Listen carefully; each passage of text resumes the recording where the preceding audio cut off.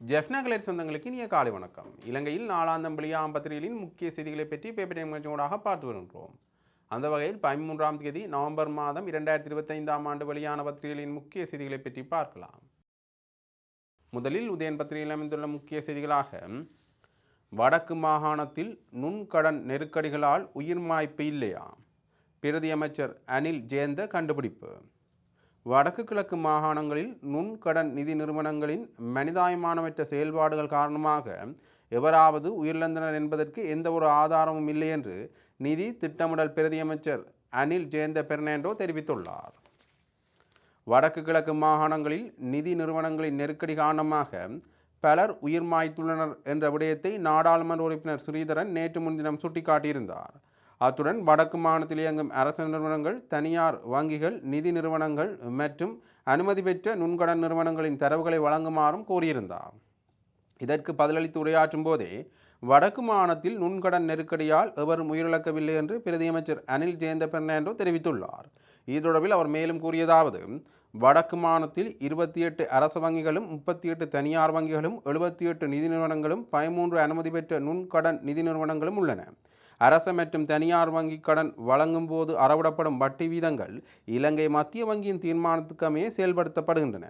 எனினும் வடக்கு மற்றும் கிழக்கு மாநிலங்களில் நுண்கடன் நிதி நிறுவனங்களின் மனிதாயமானமற்ற செயல்பாடுகள் காரணமாக எவரேனும் உயிர் மாய்த்துள்ளனர் என அறிக்கையிடப்படவில்லை என்று அவர் தெரிவித்துள்ளார் என்றவாறாக இந்த செய்தி தொடர்ந்து செல்கின்றது.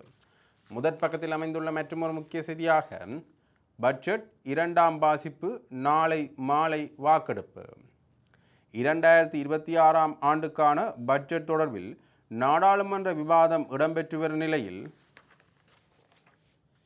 2ஆம் வாசிப்பின் மீது நாளை மாலை வாக்கெடுப்பு நடத்தப்பட உள்ளது. நிதியமைச்சர் என்ற வகையில் ஜனாதிபதி அன்றகுமார் திசாநாயக்க கடந்த 7ஆம் தேதி வரவு செலவு திட்டத்தை முன்வைத்தார். இது பட்ஜெட் மீதான 2வது வாசிப்பாக அமைந்தது. இந்த வாசிப்பின் மீதான வாக்கெடுப்பே நாளை நடைபெறவுள்ளது. பிரதான எதிர்க்கட்சியான ஐக்கிய மக்கள் சக்தி, பொதுஜன பெரமுன என்பன எதிராக வாக்களிக்கும் என தெரிய வருகின்றது என்றவாறாக இந்த செய்தி தொடர்ந்து செல்கின்றது. முதற் பக்கத்தில் அமைந்துள்ள மற்றொரு முக்கிய செய்தியாக, மாவீரர் தினத்தன்று மதுக்கடைகளை மூடுக, கரைச்சி தவிசாளர் அறிவுறுத்து. மாவீரர் தினத்தன்று மதுக்கடைகளையும் இறைச்சி கடைகளையும் மூடி நிகழ்வை உணர்வுபூர்வமாக நடத்துவதற்கு ஒத்துழைப்பு வழங்குமாறு கரைச்சி பிரதேசபை தவிசாளர் அருணாச்சலம் வேளமாளிகிதன் தெரிவித்துள்ளார். இது தொடர்பில் அவர் மேலும் தெரிவித்துள்ளதாவது, மாவீரர் தினத்தை உணர்வுபூர்வமாக கடைபிடிப்பதற்கான ஏற்பாடுகள் தற்போது இடம்பெற்று வருகின்றன. கிளிநொச்சி மாவட்டத்தில் கனகபுரம், தேராவில், முழங்காவில் துயிலுமில்லங்களில் தற்போது முன்னேற்பாட்டு நடவடிக்கைகள் இடம்பெற்று வருகின்றன. இம்முறை மாவீரர் தினத்தன்று மதுக்கடைகளையும் இறைச்சி கடைகளையும் மூடி மிகவும் உணர்வுபூர்வமான முறையில் அன்றைய நாளை கடைபிடிப்பதற்கு அனைவரும் ஒத்துழைப்பு வழங்க வேண்டும். அத்துடன் துயிலுமில்லங்களில் இருந்து இராணுவம் வெளியேறும் என்று, துயிலுமில்லங்கள் விடுவிக்கப்படும் எனவும் அமைச்சர் சந்திரசேகர் தெரிவித்துள்ளார். அவரின் அறிவிப்பை வரவேற்கின்றேன். இந்த அறிவிப்பை அரசாங்கம் செயல்படுத்த வேண்டும் என்றார் என்றவாறாக இந்த செய்தி காணப்படுகின்றது. முதற் பக்கத்தில் அமைந்துள்ள மற்றொரு முக்கிய செய்தியாக, ஜாழ் பல்கலைக்கழக ஆளணி நியமனங்களில் ஆளும் எம்பி தலையீடு, ஊழியர்கள் விசனம். வடக்கில் கடந்த அரசாங்கங்களின் ஆட்சி காலத்தைப் போலவே அரச திணைக்களங்களில் ஆளுந்தரப்பின் அதிகார தலையீடுகள் தொடர்வதாக குற்றச்சாட்டுக்கள் எழுந்துள்ளன. ஜாழ் பல்கலைக்கழகத்தில் கடந்த 7 வருடங்களுக்கு மேலாக நிரப்பப்படாமல் இருக்கும் வெற்றிடங்களை நிரப்புவதற்கான ஆளணி அங்கீகாரத்தை பெற்றுக்கொள்வதில் பெரும் இழுபறி நிலை காணப்பட்டு வந்தது. பல்கலைக்கழக ஊழியர் சங்கம் அதனை கண்டித்து எதிர்ப்பு போராட்டம் ஒன்றையும் முன்னெடுத்திருந்தது. இதையடுத்து பல்கலைக்கழகத்தில் நிலவும் வெற்றிடங்களை நிரப்புவதற்கு கடந்த வாரம் அனுமதி வழங்கப்பட்டுள்ளது. இதனை அறிந்த அரசு தரப்பு எம்பி ஒருவர் வெற்றிடங்களை நிரப்பும் போது தனது அறிவுறுத்தல்களுக்கு அமைவாகவும் தன்னுடைய அனுமதியுடனேயுமே நியமனங்களை மேற்கொள்ள வேண்டும் என்று நிர்வாகத்துக்கு அழுத்தம் கொடுத்து வருவதாக தெரிய வருகின்றது. ஆளணி வெற்றிடங்களை நிரப்புவதற்கான அனுமதியை பெறுவதற்கு உதவி செய்யுமாறு தாம் கோரிக்கைகளை முன்வைத்த போது பாராமுகமாக இருந்துவிட்டு அனுமதி கிடைத்ததும் சம்பந்தமே இல்லாமல் மூக்கை நுழைக்கும் இந்த செயல் கண்டிக்கத்தக்கது என்று ஊழியர்கள் குற்றஞ்சாட்டியுள்ளனர். முன்னைய ஆட்சி காலங்களைப் போலவே தனது உறவினர்களையும் நண்பர்களையும் ஆட்சேர்ப்பில் உள்நுழைக்க முயற்சிக்கும் இந்த எம்பியின் செயல் ஆளும் தேசிய மக்கள் சக்தியின் மீது நம்பிக்கை இழக்க வைக்கின்றது எனவும் குறித்த ஊழியர்கள் தெரிவித்துள்ளனர் என்றவாறாக அந்த செய்தி காணப்படுகிறது. முதற் பக்கத்தில் அமைந்துள்ள மற்றொரு முக்கிய செய்தியாக வருகை பதிவேட்டுக்கு எதிர்ப்பு, தாதிய உத்தியோகத்தர்கள் நேற்று பணிப்புறக்கணிப்பு. வடக்கு மாநசபையின் ஆளுகைக்கு உட்பட்ட மருத்துவமனைகளில் நேற்று காலை முதல் அரசு தாதிய உத்தியோகத்தர்கள் சங்கத்தினர் பணிப்புறக்கணிப்பு போராட்டத்தில் ஈடுபட்டு வருகின்றனர். இன்று காலை 7 மணி வரை இந்த போராட்டம் இடம்பெறவுள்ளது. வடக்கு மாநசபையின் ஆளுகைக்குட்பட்ட மருத்துவமனைகளில் பணிபுரியும் தாதிய உத்தியோகத்தர்களுக்கான வருகை மற்றும் புறப்படல் பதிவுக்காக ஏனைய ஊழியர்களுடன் சேர்த்து ஒரே கையொப்பு பதிவு புத்தகம் பயன்படுத்தல் என்ற முடிவுக்கு எதிராகவே இந்த போராட்டம் இடம்பெற்றது என்றவாறாக அந்த செய்தி காணப்படுகின்றது. முதற் பக்கத்தில் அமைந்துள்ள மற்றொரு முக்கிய செய்தியாக வருகை பதிவேடு அறிவித்தல் தாதியருக்கு நெருக்கடி இல்லை, சுகாதார சேவைகள் பணிப்பாளர் விளக்கம்.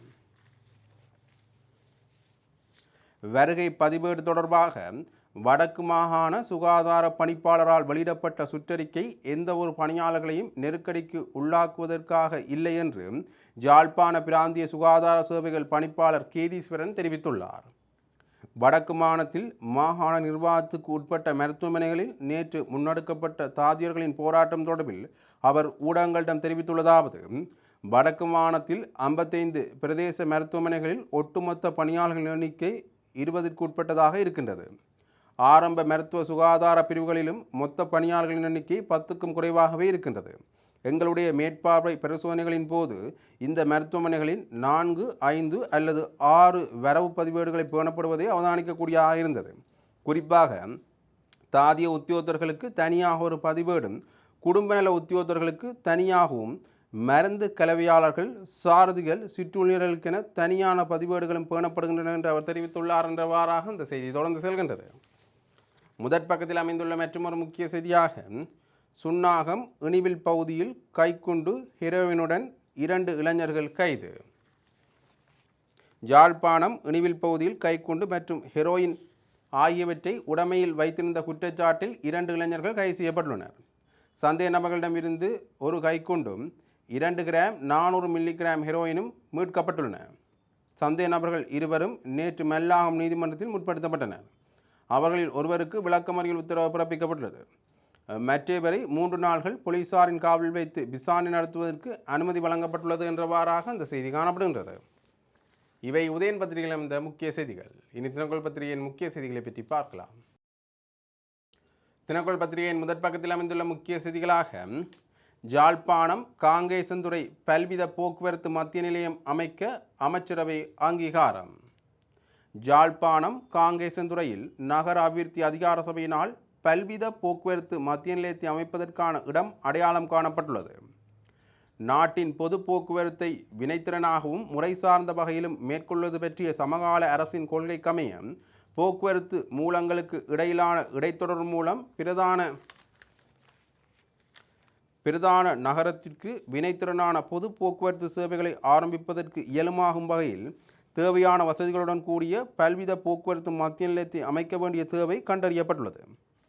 அதற்கமைய பேருந்து சேவை, புயர்த சேவை, வாடகை வாகன சேவை போன்ற போக்குவரத்து மூலங்களுக்கு இடையிலான தொடர்பை மேம்படுத்தும் நோக்கில் நாட்டில் அதிகளவில் பயணிகள் நடமாட்டம் கண்டறியப்பட்டுள்ள பேருந்து திரைப்படங்கள் மற்றும் புகையிரத நிலையங்களை இணைப்பு செய்து முறை சார்ந்த சாத்திய வள ஆய்வை மேற்கொண்டு முன்னுரிமை அடிப்படையில் கீழ்காணும் பல்வித போக்குவரத்து மத்திய நிலையங்களை அபிவிருத்தி செய்வதற்கான போக்குவரத்து நெடுஞ்சாலைகள் மற்றும் நகர அபிவிருத்தி பதிலமைச்சர் சமர்ப்பித்துள்ள யோசனைக்கு அமைச்சரவை கொள்கை ரீதியாக அங்கீகாரம் வழங்கியுள்ளது.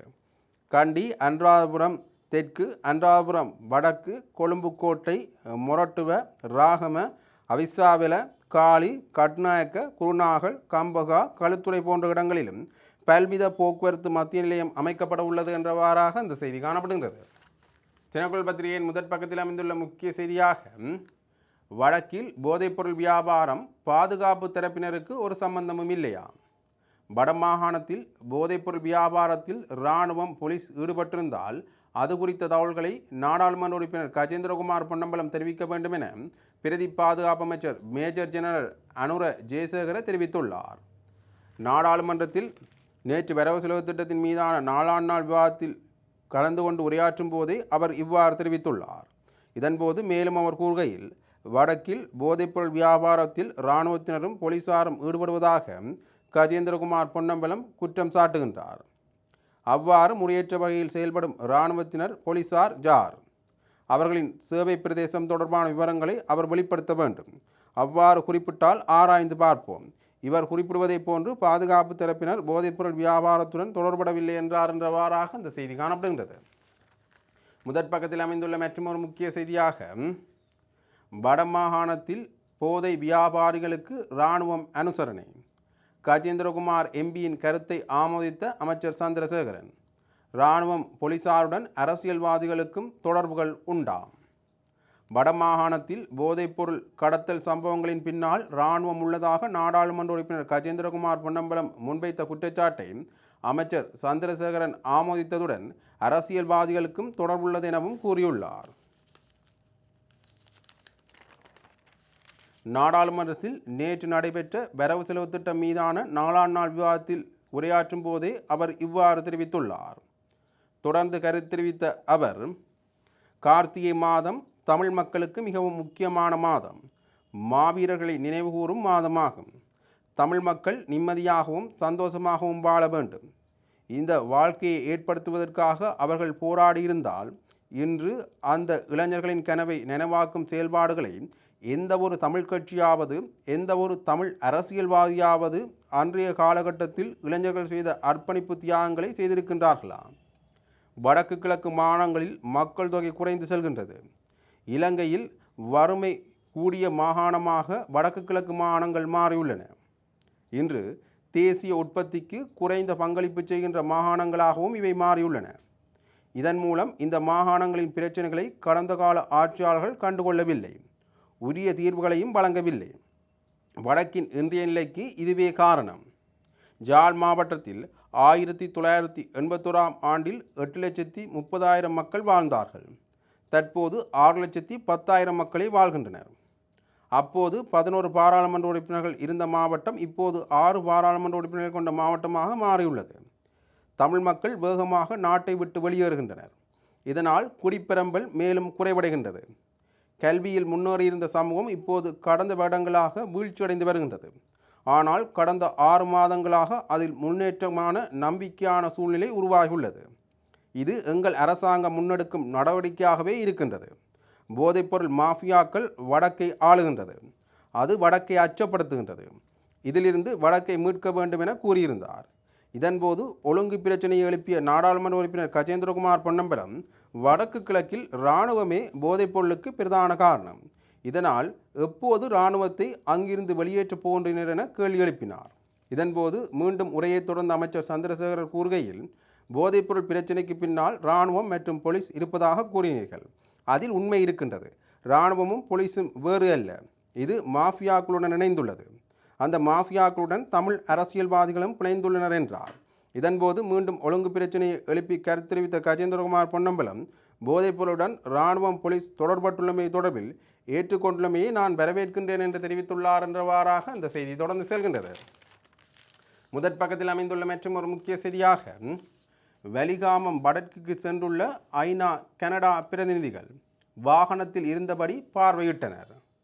ஜாழ் வலிகாமம் வடக்கில் விடுவிக்கப்பட்ட மற்றும் விடுவிக்கப்படாத காணிகளை ஐநா பிரதிநிதிகள் மற்றும் கனடா நாட்டு பிரதிநிதிகள் குழு நேற்று நேர்வில் பார்வையிட்டுள்ளனர். உயர் பாதுகாப்பு வலயத்திலிருந்து விடுவிக்கப்பட்ட பகுதிகளுக்கு சென்றிருந்த மேற்படி குழு அங்குள்ள நிலைமைகளை நேரடியாக பார்வையிட்டுள்ளது. வலிகாமம் வடக்கு உயர் பாதுகாப்பு வலயத்துள்ள மக்களின் காணிகள் விடுவிக்கப்பட வேண்டும் என்ற கோரிக்கை தொடர்ச்சியாக முன்வைக்கப்பட்டு வரும் நிலையில் இந்த விடயம் மீண்டும் சர்வதேச கவனத்தை ஈர்த்திருப்பதை ஐநா மற்றும் கனடா நாட்டு பிரதிநிதிகள் பார்வையிட்டுள்ளமை ஊடாக அறிய முடிகின்றது என்றவாறாக இந்த செய்தி காணப்படுகின்றது. முதற் பக்கத்தில் அமைந்துள்ள மற்றும் ஒரு முக்கிய செய்தியாக, பயங்கரவாத தடைச்சட்டம் நீக்கப்படாதால் முதலீட்டாளர்கள் நாட்டுக்குள் வருவதற்கு அச்சப்படுகின்றார்கள். இலங்கைக்குள் முதலீட்டாளர்கள் அச்சமின்றி வர வேண்டுமென்றால் முதலில் பயங்கரவாத தடைச்சட்டத்தை நீக்க வேண்டும் என பாராளுமன்ற உறுப்பினர் செல்வம் அடைக்கல்நாதன் தெரிவித்துள்ளார். பாராளுமன்றத்தில் நேற்று நடைபெற்ற வரவு செலவு திட்டத்தின் 4ஆம் நாள் விவாதத்தில் கலந்து கொண்டு உரையாற்றுகையிலேயே அவர் மேற்கண்டவாறு தெரிவித்துள்ளார். இதன்போது அவர் மேலும் தெரிவிக்கையில், அபிவிருத்தியில் நாங்கள் இப்போதுதான் முன்னேறி வருகின்றோம். அயல் நாடான இந்தியா நிதியை வழங்க முனைகின்ற போது ஏன் அதை தடுக்கின்றோம்? பலாலி விமான நிலையத்தை சர்வதேச விமான நிலையம் என்ற தரத்திற்கு கொண்டு வர ஏன் மறுக்கின்றோம்? காங்கேசன்துறை கப்பல் துறை முயற்சியை ஏன் மறுக்கின்றோம் என்று அவர் தெரிவித்துள்ளார் என்றவாறாக அந்த செய்தி தொடர்ந்து செல்கின்றது. முதற் பக்கத்தில் அமைந்துள்ள மற்றொரு முக்கிய செய்தியாக, இந்தியா பாகிஸ்தான் குண்டுவெடிப்பு சம்பவங்களால் இலங்கைக்கு பாதிப்பு இல்லை. இந்தியா பாகிஸ்தானில் அண்மைய நாள்களில் குண்டுவெடிப்பு சம்பவங்கள் இடம்பெற்றுள்ள நிலையில் அதனால் இலங்கைக்கு எந்த ஒரு பாதிப்பும் இல்லை என பொதுமக்கள் பாதுகாப்பு அமைச்சர் ஆனந்த விஜயபால தெரிவித்துள்ளார். இது குறித்து அவர் மேலும் குறிப்பிடுகையில், புலனாய்வு அமைப்புகளின் தீவிர இருப்பு மற்றும் விழிப்புணர்வு காரணமாக நாட்டின் பாதுகாப்பு நிலைமை நிலையானதாக உள்ளது. நமது பாதுகாப்பு படைகள், குறிப்பாக முப்படைகள் மற்றும் காவல்துறை தேசிய பாதுகாப்பில் குறிப்பாக கவனம் செலுத்துகின்றன என்று அவர் தெரிவித்துள்ளார் என்றவாறாக இந்த செய்தி தொடர்ந்து செல்கின்றது. முதற் பக்கத்தில் அமைந்துள்ள மற்றொரு முக்கிய செய்தியாக, வலிகாமம் வடக்கு மக்களின் காணிகளை விடுவியுங்கள், உயர்மட்ட கூட்டத்தில் அமைச்சர்கள் வலியுறுத்தல். ஜாழ் வலிகாமம் வடக்கில் தற்போது பாதுகாப்பு தரப்பினரின் பயன்பாட்டிலுள்ள தனியாருக்கு சொந்தமான காணிகளை விடுவிப்பதில் ஏற்பட்டுள்ள முன்னேற்றத்தை மதிப்பிடுவதற்கான உயர்மட்ட கூட்டம் நேற்று முன்தினம் நாடாளுமன்ற வளாகத்தில் நடைபெற்றது. இந்த கூட்டத்திற்கு கடத்தொழில் மற்றும் நீரியல் வளத்துறை அமைச்சர் ராமலிங்கம் சந்திரசேகரன், பாதுகாப்பு பிரதியமைச்சர் ஓய்வு பெற்ற மேஜர் ஜெனரல் அனுர ஜெயசேகரன் மற்றும் துறைமுகங்கள் மற்றும் சிவில் விமான போக்குவரத்து பிரதியமைச்சர் ஜனித ருவான் கொடித்துவக்கு ஆகியோர் தலைமை தாங்கினர். தேசிய நல்லிணக்க செயல்முறையின் முக்கிய அங்கமான காணி தொடர்பான பிரச்சனைகளை தீர்ப்பதில் அரசாங்கத்தின் முயற்சிகளை விரைவுபடுத்துவதற்காக இந்த கலந்துரையாடல் நடத்தப்பட்டது என்றவாறாக இந்த செய்தி தொடர்ந்து செல்கின்றது. இவை தினக்குரல் பத்திரிகையில் இந்த முக்கிய செய்திகள். இன்று வெளியான பத்திரிகைகளின் முக்கிய செய்திகளை பற்றி பார்த்தோம். தொடர்ந்தும் பத்திரிகை செய்திகளை அறிந்து கொள்ள பேப்பர் டைம் நிகழ்ச்சியுடன் இணைந்திருங்கள். நன்றி, வணக்கம்.